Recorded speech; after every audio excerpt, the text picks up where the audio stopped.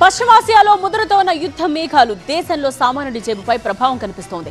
ముడి చమురు ధరలు ఆకాశాన్ని తాకుతున్న వేళ ప్రధాని మోదీకి డెసిషన్ ఒక కీ రోల్ ప్లే చేస్తోంది. తన సెక్యూరిటీ కాన్వాయ్లో వాహనాల సంఖ్యను అమాంతం తగ్గించేశారు. ఇది పరిపాలన నిర్ణయం మాత్రమే కాదు, దేశం ఆర్థిక సంక్షోభం దిశగా వెళ్లకుండా పాలకులు త్యాగాలు చేయాలనే బలమైన సంకేతం కూడా. ప్రధాని స్వయంగా పొదుపు చర్యలకు దిగడంతో దేశవ్యాప్తంగా ఇప్పుడు పొదుపు మంత్రం మొదలైంది. ఇరాన్ ఇజ్రాయెల్ యుద్ధం కారణంగా హైదరాబాద్ వేదికగా దేశ ప్రజలకు ప్రధాని మోదీ కీలక సూచనలు చేశారు. 9 అంశాల్లో పొదుపు పాటించాలని పిలుపునిచ్చారు. వీటిలో ప్రధానమైనది ఇంధన పొదుపు. పొదుపు చర్యలు పాటించాలని దేశ ప్రజలకు పిలుపునిచ్చిన ప్రధాని స్వయంగా ఇంధన పొదుపు మంత్రం పాటించి చూపించారు. అందుకు నిదర్శనమే ఢిల్లీలో దర్శనమిచ్చిన మోదీ 2 వాహనాల కాన్వాయ్ సీన్. ఇది ఢిల్లీలో ప్రధాని మోదీ టూర్లో కనిపించిన సీన్. కేవలం 2 వాహనాల కాన్వాయ్తో పర్యటించారు.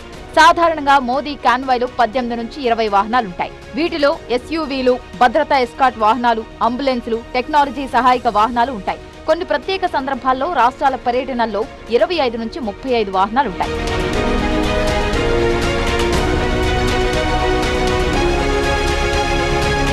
హైదరాబాద్ పర్యటనలో మోదీ కాన్వాయ్లో దాదాపు 23 వాహనాలున్నాయి. అంతకుముందు ఢిల్లీలో జరిగిన రిపబ్లిక్ డే ఉత్సవాల్లో 19 వాహనాల కాన్వాయ్ ఉంది. ఇంత పెద్ద కాన్వాయ్ను సుమారు 9 నుంచి 10 వాహనాలకు తగ్గించుకున్నారు. భద్రతా ఏర్పాట్లలో ఎలాంటి రాజీ లేకుండా చర్యలు తీసుకున్నారు.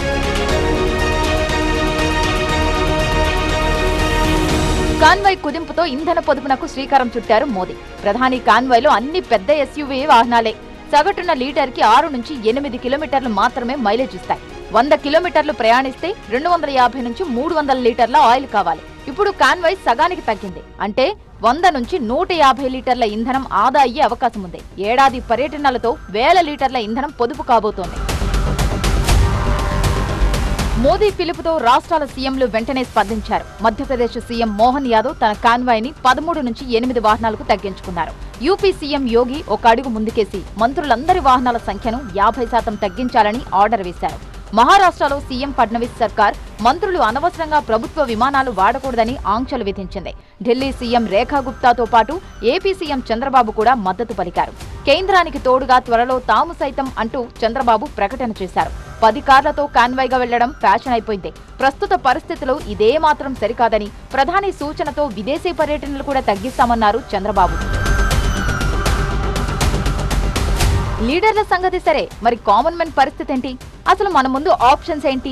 కొనే స్తోమత ఉంటే ఈవీ వెహికల్స్ కొనడం, ఈ వాహనాలు కొంటే ఎలాంటి అవసరాలకైనా వాడుకునే వీలుంటుంది. పైగా ఖర్చు కూడా పెద్దగా ఉండదు. జస్ట్ ఛార్జింగ్ పెట్టుకుంటే సరి. లేదంటే car pooling, bike pooling best option. ఒక ఏరియాలో 5-6 ఉద్యోగులుంటే వాళ్ళంతా కలిసి ఒకే వాహనంపై ఆఫీసులకు వెళ్లడం ఉత్తమం. ఫ్యూయల్ కి ఈ రోజుకింత, నెలకి ఇంత అని గిరిగీసుకొని ఆ బాటలో వెళ్లడం మరీ మంచిది. ఇవే కాకుండా పబ్లిక్ ట్రాన్స్పోర్ట్ మరో బెస్ట్ ఆప్షన్.